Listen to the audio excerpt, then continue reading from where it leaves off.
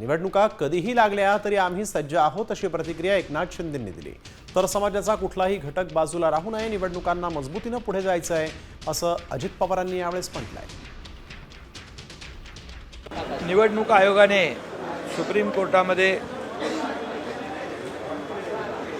जी मागणी केली होती त्याप्रमाणे 31 जानेवारीपर्यंत राज्य निवडणूक आयोग पूर्णपणे निवडणुका घेण्यासाठी त्यांची तयारी आहे। शिवसेना निवडणुका डोळ्यासमोर ठेवून काम करत नाही।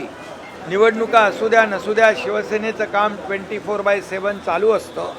त्यामुळे निवडणुका कधीही लागल्या तरी सुद्धा आमची महायुती सज्ज आहे।